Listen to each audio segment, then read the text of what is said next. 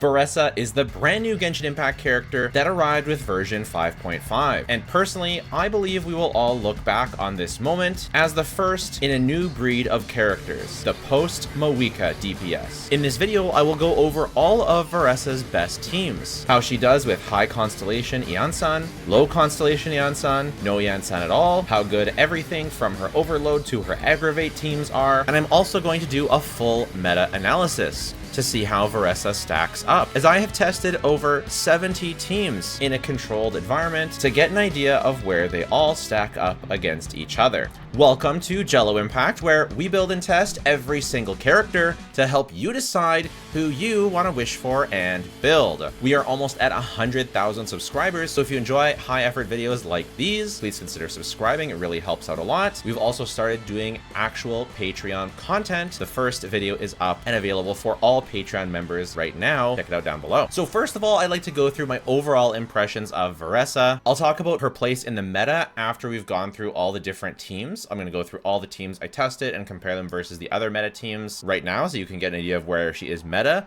But non-meta wise, there's a couple things I want to talk about. First off, to go over her overworld performance. I am very, very impressed by how good she is in the overworld. She runs a bit faster than Yelan. She can jump off cliffs like that and still get speed.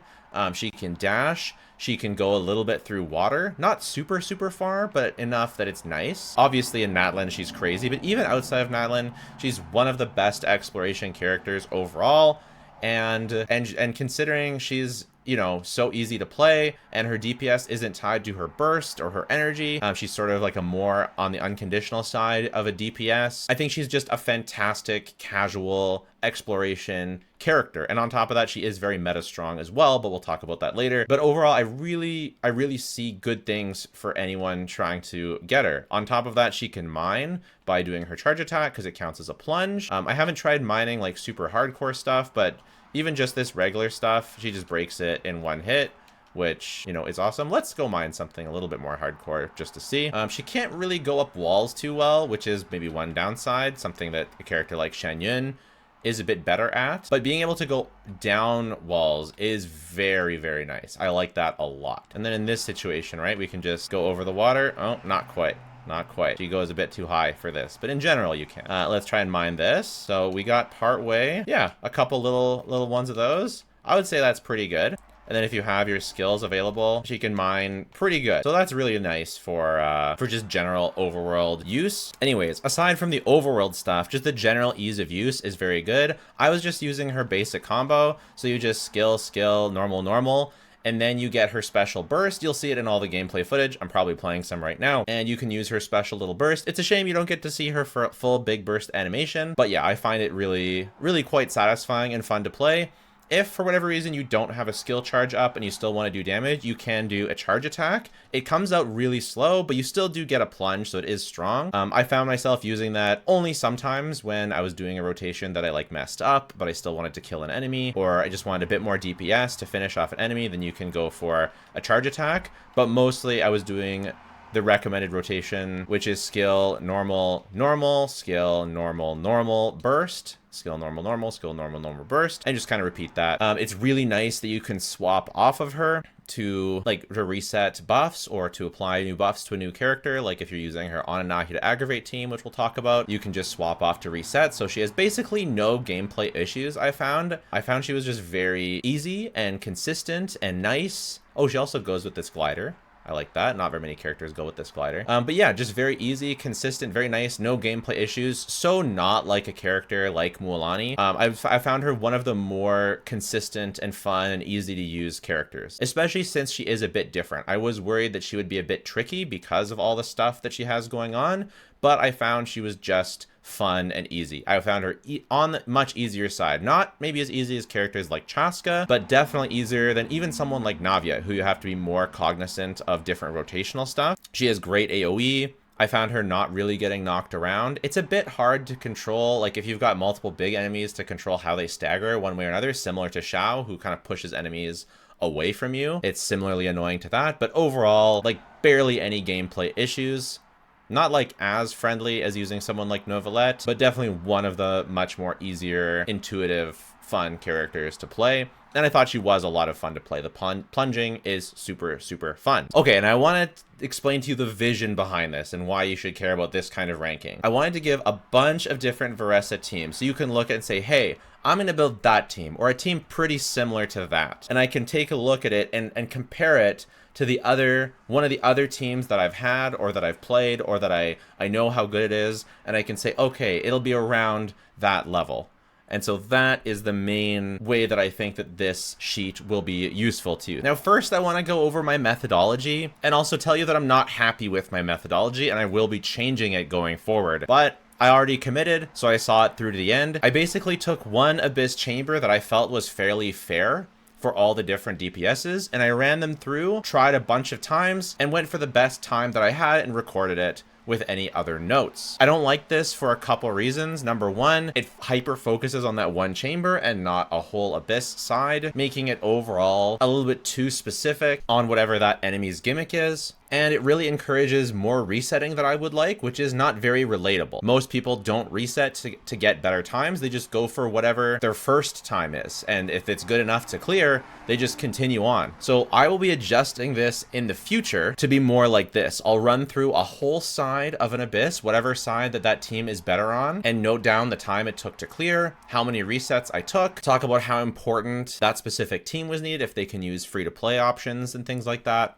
And a little bonus for characters that can use both sides, that can do both sides of the Abyss. That's what I would like my methodology to be in the future, because it's more representative of what people are actually doing. But for this case, we kind of hyper fixated on this one chamber, and I just went through it. It's what I've been doing for the last little while. So it's useful. We can see what teams did the best and what teams did the worst, and it is useful. Like, don't get me wrong. This particular chamber is very good to measure multi-wave performance and how good teams performed in multi-wave, but I would like it to be more relatable and less tending towards speedrun. I'm not speedrunning yet because, you know, I'm nowhere near good enough to actually speedrun, but it's sort of like trending in that direction, and I don't really like that. I don't think it's representative. So that being said, that out of the way, let's talk about her teams. Varesa has extremely good performance, in particular in multi-wave. She actually performed the best out of any team that I've tested. Her Moika, Chevres, Yansan C6 performed even better than Moika's top premium team, only by 1 second, of course. So very subject to RNG, very subject to how good you are with the team. But considering this is my very first time playing Varesa, this is a very good team. Moika with Bennett, Yansan, and Citlali, also an incredible time. Chlorand with Moika, Chevres, Yansan, incredible time. It seems to me after testing Chlorand that she can use Yansan C6 as long as Moika's on the team. Moika essentially activates Yansan's overflow, and then Chlorand has enough movement to keep it up. And so she actually got a time very, very similar to Varesa's best time. However, Chlorand has a more noticeable fall off with lower Constellation Yansan. She gets 57 seconds for C4 Yansan, whereas Varesa is a couple seconds faster even with C2.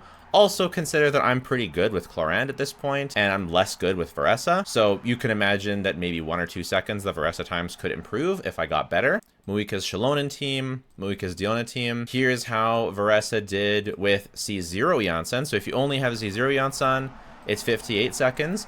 I would expect a similar drop off. Like you can see, it's a few seconds. But I would expect a similar drop off if you don't have C6 Chevres. C6 Chevres, I'm told, is about a 10% increase over C0 Chevres, which is not as big as I thought. I think maybe in practice it ends up feeling a little bit bigger. But even if you have C0 Chevres, I still expect it to be a very, very powerful team. The fastest non-Moika Varesa team is right here, Shangling Chevres, Yansan C6. The fastest non-Yansan team comes in right here with Auroron C2 being at 58 seconds. We got Chaska here, very impressive time of 59 seconds. This is with Moika being able to burst down some of the guys. Keep in mind, for any team involving Moika, I did very, very minimal charge attacks with Moika. Basically just to finish off, like if she nuked an enemy and it was like almost dead, then I did a little charge attacking to kill the enemy. But as soon as it was done that, I would switch to the main DPS and use them. So she really was only sub DPS. I was never staying on Moika for multiple times. we're switching to the main DPS like very quickly. Even if it might not be optimal, we are always switching back to the main DPS as soon as possible. Here's Navia, Moika. Here's C2 Eon-san with Shangling. Here's Kanich with Moika, Bennett, Emily. Here's Clorand with Auroran C2, so a minute. Mualani's best performance was a minute. Raiden C2 coming in at a minute. This is Varesa's best, what I found, non-Chevreuse team was Shenhe, and this was R0 Shenhe.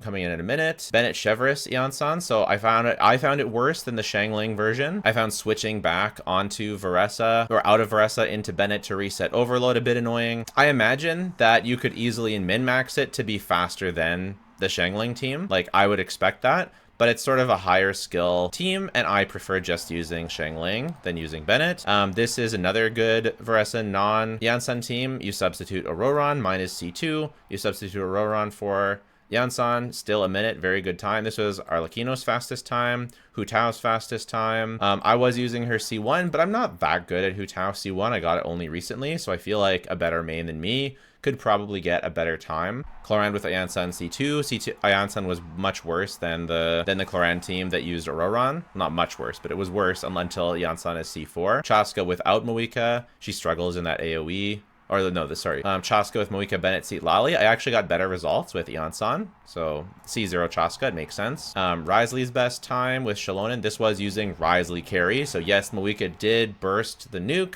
but then Risley was trying to actually do the charge attacks. Varesa with Farina, Shalonen, Eon-san C2. Clorand's non-Moika team. Raiden's non-Moika team. Moika with Farina. This is Novelette's best team. So by some criteria, as I said earlier, one could easily make the argument that Varesa is a better DPS than Novelette.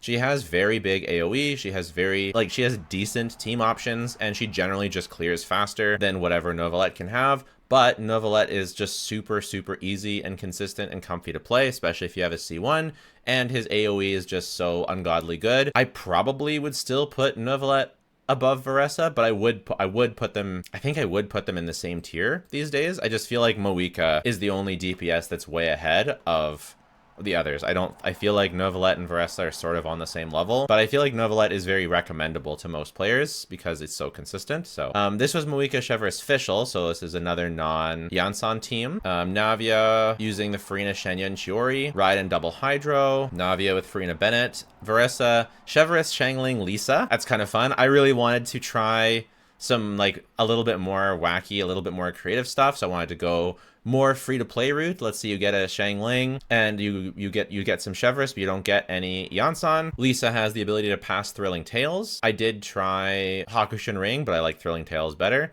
She can pass Thrilling Tales, she shreds defense, and even though her cooldowns don't line up with Varesa, you can just start Varesa's next rotation early and then swap off when Shangling and Lisa are ready, and then go back into Varesa and sort of do an offbeat rotation, so that you're not like doing the same rotation every time. You're sort of bursting with Shangling and Lisa a little bit later every time, and it works fine because they all still have full uptime on their stuff. This is Xiao's time. I actually liked it. I got Shenyone's weapon, and I used Shenhe on Noblesse, and it performed better than the Song of Days Past version. So for those of you who watched my Shenhe video, I did correct it in the pinned comment that you'll want to go with Noblesse Shenhe when appropriate, as that does make a pretty noticeable difference, actually. Clorand's Aggravate team.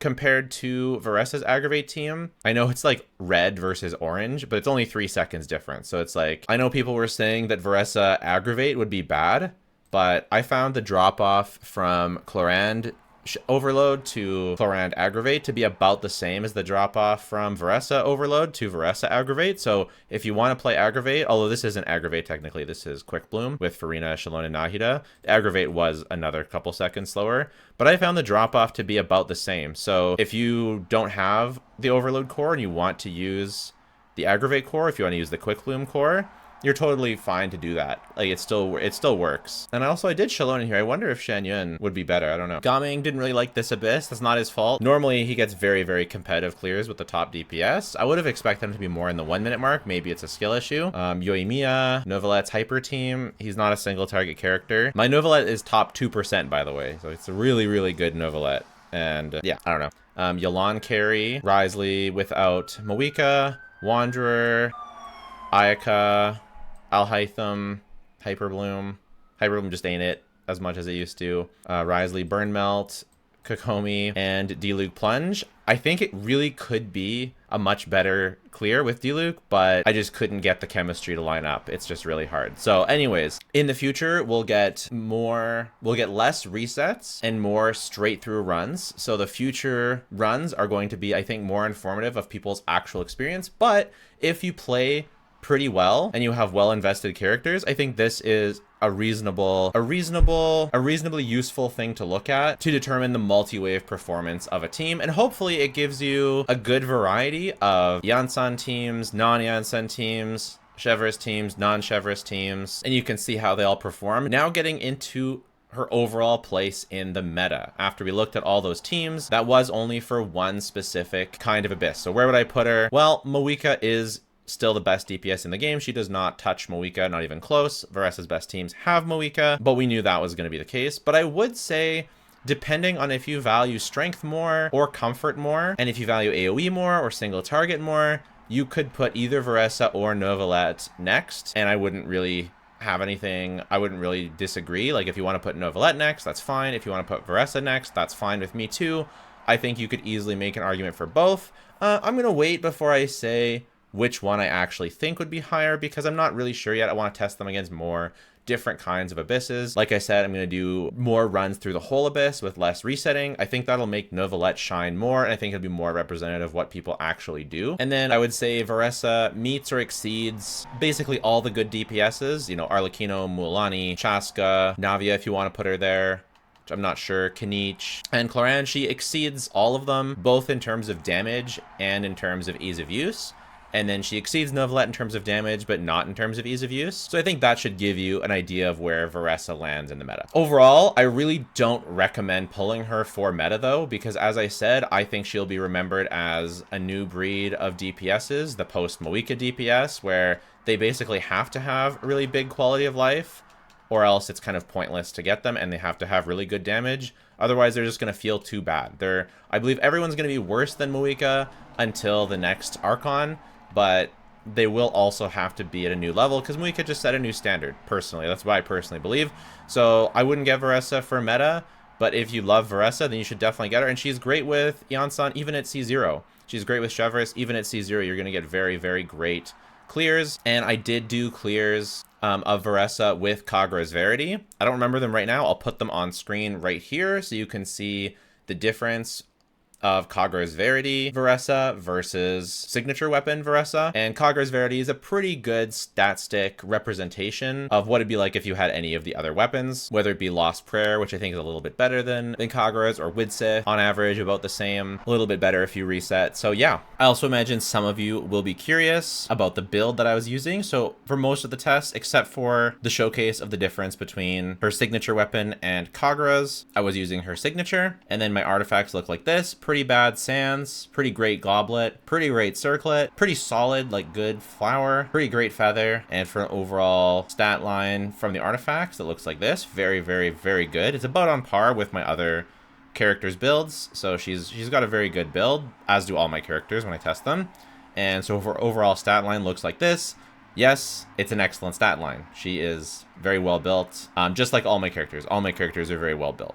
Overall, I think Varesa is a great, like really great pull if you want to get her. And as per usual, I really don't recommend getting her if you're not interested in her as a character. We've got Escoffier coming up, which is going to be really exciting, and Skirk as a new DPS. And then we've got, you know, Shenhe or Nodcrawl or whatever is coming next. So I'm really, really excited. I'm really happy with what they did with her, with the new model, with the nice gameplay, with the nice damage.